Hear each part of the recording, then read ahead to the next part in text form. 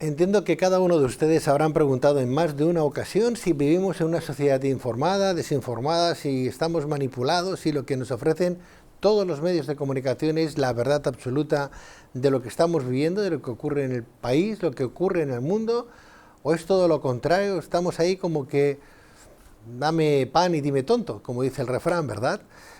No lo sé si todos ustedes se lo han planteado alguna vez y siguen el camino que lleva a Vicente, para que ¿dónde va Vicente? ¿Dónde va la gente? No lo sé, espero que no, porque en realidad a veces ocurren esas cosas que estamos argumentando y en el día de hoy vamos a tratarlas de alguna manera, un poquito pues para crear ese pensamiento crítico que queremos, tanto en este programa como en el programa de radio que venimos haciendo hace más de 30 años, dando esa casuística o al menos mostrando que hay otras verdades, las verdades también de los vencidos, que no se manifiesta y que a veces no conocemos. Hablamos de sociedades desinformadas o informadas y lo vamos a hacer con José Luis Caballero, un gran periodista, un gran escritor que tengo yo el honor de presentarles en el día de hoy, colaborador de este programa y del programa de Luces en la Oscuridad en radio a nivel nacional. Conferenciante internacional y además una persona que conoce muy bien el mundo del servicio secreto, tanto español como extranjero. José Luis Caballero, muy buenas noches. Hola, encantado de estar aquí. Bienvenido, muchas gracias José Luis y felicidades por los trabajos que vienes haciendo en formato libro. Uno hace lo que puede, ya sabes. Uno hace lo que puede y lo haces muy bien.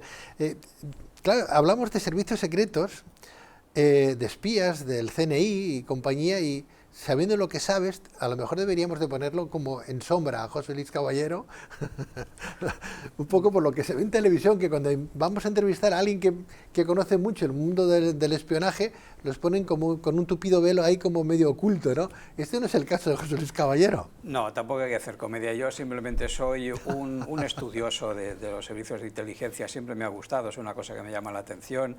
Me dedico a escribir novelas de ese tipo, como sabes. Sí, sí. He escrito algunos ensayos también sobre algunos aspectos de los servicios secretos. Y bueno, soy una persona, digamos, interesada, curiosa, nada más.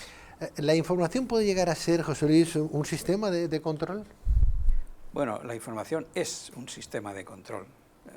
Yo creo que sí que es verdad que existe una cierta información libre, que hay periodistas que todavía trabajan por cuenta propia, digamos, para buscar, al menos acercarse a la verdad, para buscar objetivamente la noticia, pero hoy en día todos sabemos que todo se mueve en grandes medios de comunicación, en grandes grupos y que tienen sus propios intereses que muchas veces tienen poco que ver ni con la noticia ni con la verdad. Yo antes decía una frase que decían los abuelos, dame pan y dime tonto, ¿no? Tú que te mueves en el mundo a veces difícil, ¿no? En un mundo que no conocemos el resto, como es el mundo del servicio secreto y compañía, el ciudadano de a pie sabe verdaderamente dónde está, en qué país se encuentra, cuál es la situación bueno, de verdad. Es difícil responder un sí o un no a una pregunta como esa. La sociedad, como todos sabemos, pues es un conjunto contradictorio en que hay gente que sí, que está muy al tanto de lo que pasa, otra gente que lo ignora completamente y entre medio pues una gama de personas que por lo general uno tiene tendencia a aproximarse a algo que le interese especialmente, como puede ser la economía o la enseñanza o la sanidad o lo que sea, y sabe mucho en ese terreno e ignora a todos los demás. Yo creo que todo es muy contradictorio, hay mucha ignorancia de cómo funciona la sociedad realmente.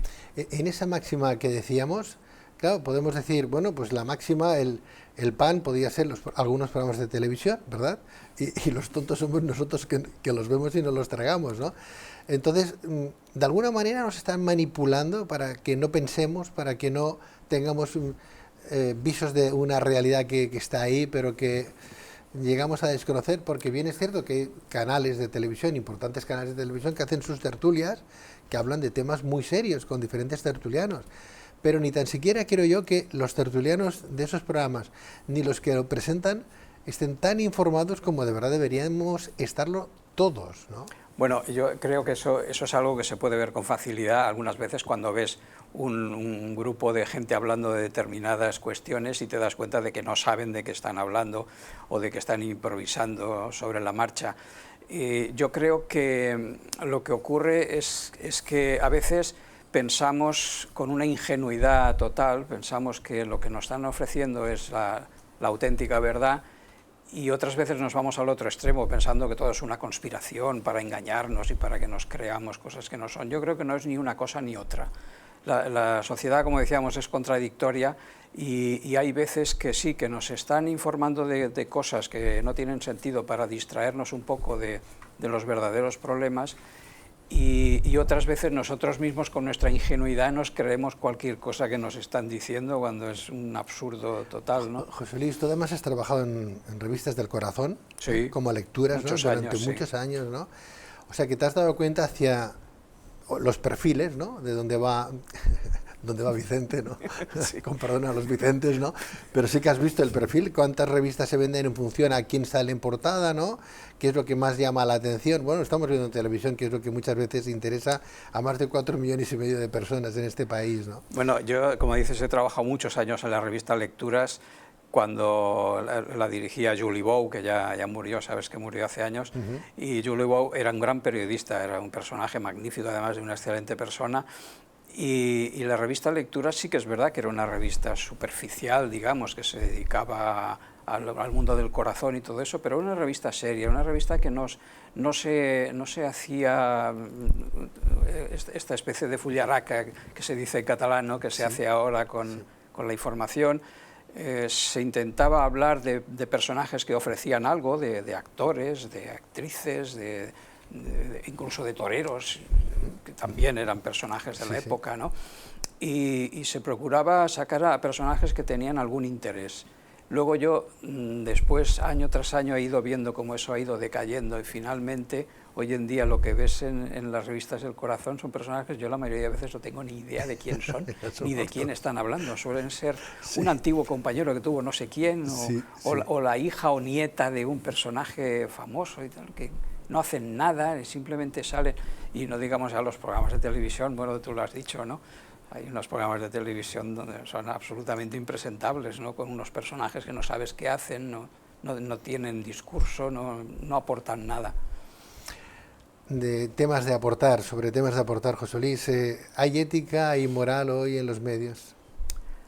Yo creo que se sigue manteniendo, sí. Hay en algunos, sobre todo algunos periodistas en concreto, o algunos participantes en programas y tal, siguen manteniendo unos ciertos niveles de ética, y otros pues la han perdido completamente, ¿no? O sea, yo no sé, cuando veo que ha habido un terrible atentado o el asesinato de una persona, o una mujer maltratada y asesinada, y entonces hacer un gran programa de televisión sacando personajes que no tienen nada que decir ni nada que ver, que pasaban por ahí y no te están aportando nada, y están haciendo un espectáculo de una desgracia ajena.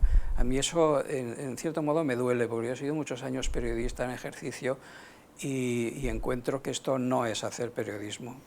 ¿Pero eso es lo que la sociedad de consumo hoy quiere, José Luis? Bueno, sí, es que es así como se define la sociedad de consumo, pues es consumir cosas rápidamente. Hay determinados programas de televisión, determinadas cadenas que hacen lo mismo a todas las horas del día, lo que tú bien decías, ¿no? ¿Qué aporta este programa? ¿Qué nos da? Sí, ¿no? Sí, es entretenimiento nada más, no, claro. No pensar.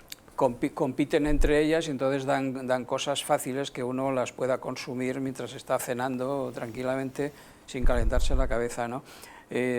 Bueno, ahora me estaba acordando de una película que a mi niña pequeña le encanta, que se llama Matilda, ¿sí? En la que los padres, toda su función en la vida es apagar la luz, ver la televisión e ir cenando mientras ven la tele, ¿no? Y todo lo demás les parece extraño, ¿no? Sí. Claro, se tiende a eso, obviamente. Yo estoy seguro de que no todo el mundo lo hace, ni mucho menos, ¿no? José Luis, ¿los servicios de inteligencia controlan un poco la información que llega a los medios de comunicación? Porque claro, ¿no? No, en absoluto, no. Porque tanto a la radio, a la tele llegan los teletipos, llegan los mensajes, escrito o no por alguien que tenga una ideología política determinada, pero la escribe, la información, y llega, y luego cada redacción coge el teletipo y modifica, cambia en función de lo que le ha llegado, en función también de la línea editorial de aquella emisora de radio o de televisión. Y la misma noticia, es curioso que el sol aparece dentro del gimnasio o fuera del gimnasio, sí, cuando están las esferas, como decía el humorista aquel, Yo ¿no? que he trabajado muchos años en un medio escrito, bueno, aparte de la revista Lecturas, he trabajado en algunos periódicos, en otras revistas y tal. Una cosa tan simple como que tienes un espacio determinado para dar una noticia, a veces domina sobre la misma noticia y estás dando algo importantísimo que lo tienes que meter en una columna porque no tienes más. O tienes que reducir el título de la noticia, lo tienes que reducir de tal manera que no se entiende lo que estás diciendo porque no tiene más espacio para ponerlo. Una cosa tan tonta afecta a la noticia. No digamos ya cuando llega una noticia al despacho del director del medio o del redactor jefe y dice no, esto no se pone, o esto va en contra de nuestros anunciantes, o esto me va a caer el pelo como lo diga, que esas cosas pasan. No lo digo y si lo digo, lo cambio. Y entonces Claro. la misma noticia tiene diferentes enfoques y diferentes visiones. Sí, ¿no? bueno, eso cuando yo estudiaba en la facultad, ya uno de mis profesores, Alsius, que era muy bueno, ¿no? Creo que debe estar jubilado, estuvo de catedrático, Sí. y Alsius, recuerdo que nos decía una cosa, dice, claro, tú coges una manifestación donde ha habido un enfrentamiento con la policía, entonces puedes decir, la policía atacó a los manifestantes, o los manifestantes atacaron a la policía. Eso lo puedes interpretar de las dos maneras tranquilamente. El hecho de que había una contienda, otra cosa Sí. es quién pegaba a quién, Claro, quién corría delante o detrás. que eso quién... muchas veces depende ideológicamente de la persona que está escribiendo la noticia.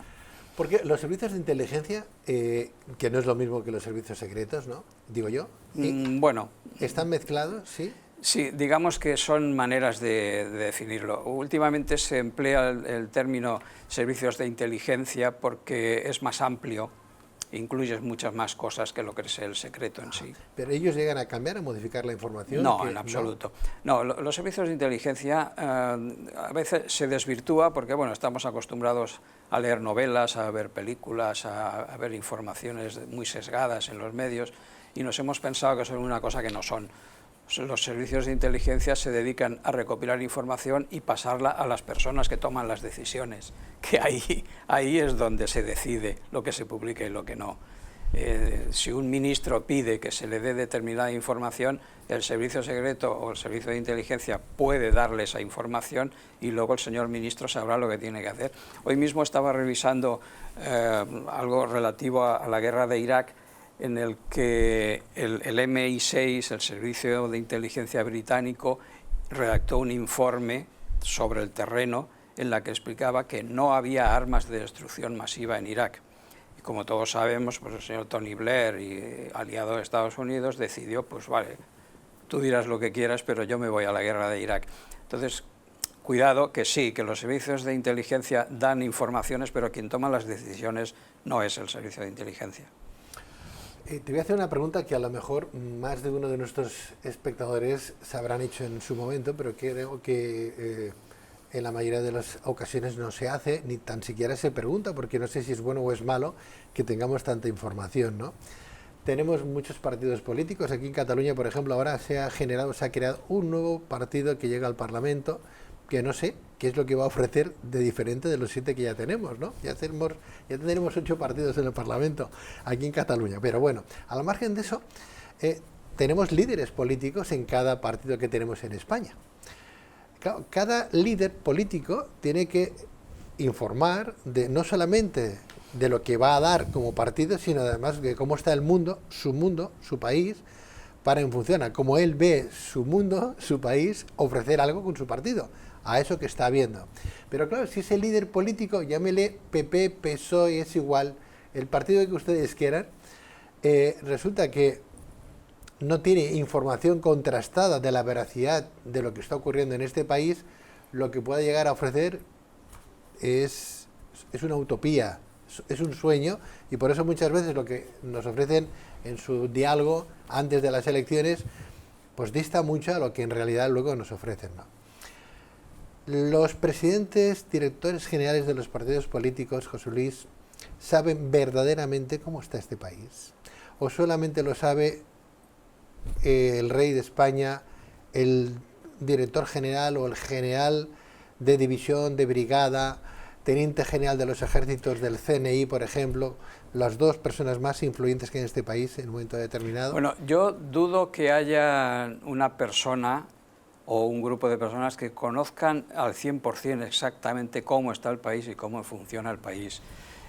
simplemente, claro, estamos viviendo en un país de 40 millones de habitantes o 40 y pico, no sé cuántos somos, ya he perdido la cuenta. Sí, sí, por ahí andamos, 47 creo. Sí, por ahí debemos andar, ¿no? Y con un país además que, como conocemos, sabemos todos cómo es España, no entremos ahora en otras cuestiones, pero sabemos cómo es. Y yo dudo que haya alguien que tenga una visión total y exacta de cómo funciona el país. Sí que es verdad que, por ejemplo, el Centro Nacional de Inteligencia, una de sus obligaciones es saber cómo está el país, cómo funciona y tener controlados todas las posibles situaciones que se puedan dar, pero eso es la teoría, claro. ¿No? Pues es muy difícil que se llegue a conocer exactamente. Que el rey sepa exactamente cómo funciona el país o cómo está, yo también lo dudo, porque bueno, recibirá informaciones de cosas muy trascendentes, de cosas importantes para la seguridad del país o para su funcionamiento, pero dudo mucho que sepa cómo está viviendo la gente en los barrios marginales de Barcelona o de pero Madrid. Que el CNI, por ejemplo, el que más manda el CNI, sí que en principio debería de saber o sabe si hay una caja B, si no hay caja B en España, o si las cosas son tal como nos las están pintando. Bueno, lo que ocurre es que el CNI no actúa por libre, también, entendámonos. O sea, existe una directiva de inteligencia que se aprueba cada año en la que se le dice al CNI dónde debe trabajar o hacia qué debe dirigir sus esfuerzos. Y eso es lo que hace el CNI, evidentemente. Si nadie le dice que investigue en las cuentas corrientes de no sé quién, pues no lo va a hacer. Es una pregunta lógica, José Luis, la que te he hecho. ¿La ves lógica? Lo digo porque más de uno pensará, bueno, ¿cómo no van a saber los presidentes de los partidos políticos que nos están hoy gobernando o los que prometen hacer cosas y no las cumplen, ¿no? Claro, es lógica la pregunta. ¿Es lógica? Sí, totalmente. Totalmente lógica. No, lo digo porque, claro, yo veo los partidos políticos, si ustedes me permiten el parangón, ¿no? Y con un paréntesis bastante completo, ¿no? Es una empresa, ¿no? Claro, hoy tenemos al director general que puede ser el presidente de cualquier partido político y tiene sus directivos, ¿no? Pero el presidente le va a dar información a sus directivos de cómo va la empresa verdaderamente o se lo calla, ¿no? Porque hoy el que sabe mucho del PP, del PSOE, de Ciudadanos es igual, hoy es un líder, pero mañana, después de 4 años, dejará de ser líder y tendrá toda la información de cómo va el país. Tendrá que firmar algún tipo de carta, como para decir que, bueno, eso se queda aquí, eso es un secreto, y si digo algo de lo que he firmado, puedo acabar en la cárcel. Muy bien, eso lo pueden firmar y tener ciertas informaciones. Pero claro, el día que no están ahí, podría decirle al otro, oye, no digas nada, pero mira cómo está el país. No digas nada, es un secreto, ¿eh? Bueno, aquel dice, sí, le dice al otro, no digas nada, es un secreto, pero mira, me he enterado. Y al final el rumor se convierte en lo que iban queriendo tapar todos. Lo que decía un amigo mío, eso se lo cuentan mis 50 mejores amigos. Claro, claro, sí que es verdad que hay cosas que se deben mantener en secreto y yo supongo que los gobernantes tienen un compromiso de mantenerlas en secreto. Claro, lo que entonces se pregunta un ciudadano, ¿y qué demonios es lo que tiene que mantener en secreto? Pues no lo sé. No sé exactamente, pero sí que debe haber cosas que se mantienen en secreto. De todas maneras, que el dirigente de un partido o incluso que un gobernante tenga la capacidad de tomar decisiones o tenga poder o tenga un conocimiento, no significa que tenga un nivel de inteligencia suficiente como para desarrollar el trabajo. Claro, todos sabemos que hay fontaneros que no saben hacer lado con un canuto y sin embargo hay otros maravillosos, ¿no? Pues eso lo mismo le puede pasar a un presidente del gobierno. Yo te diré una cosa, yo he conocido personalmente a dos políticos de talla. Bueno, digamos que he conocido a varios, pero personalmente yo recuerdo mucho a don Manuel Fraga Iribarne y a don Santiago Carrillo. Y los nombro a los dos porque están cada uno en un extremo, para que no nos equivoquemos, ¿no? Los he conocido a los dos y dos personajes de una inteligencia muy importante, de una inteligencia, yo diría, fuera de serie y con un conocimiento exacto de en qué mundo viven y por dónde se estaban desarrollando. De tal manera que sabemos que gran parte de la solución que se dio a España en el año 75 y tal, pues fue por acuerdo de dos personajes como estos. Bueno, hemos conocido un poquito más cómo anda el mundo y sobre todo cómo anda este país. Si nos controlan, estamos de alguna manera dirigidos, ¿no? Tanto en radio como en televisión como en la propia prensa. Tenemos los ciudadanos información contrastada de lo que estábamos viviendo, de lo que está ocurriendo. lo dejamos ahí para que cada cual reflexione. José Luis Caballero, muchísimas gracias. Gracias a ti. Un placer. Ya sabes, cuando me necesites aquí estaré. Lo sé, gracias y muy buenas noches. Buenas Con noches. José Luis Caballero también nosotros nos vamos, les emplazamos a una nueva edición de Su Tierra de Sueños. Que tengan ustedes un fin de semana muy apetecible, muy agradable y sobre todo una semana fantástica. Y no se olviden de ser buenos. Adiós.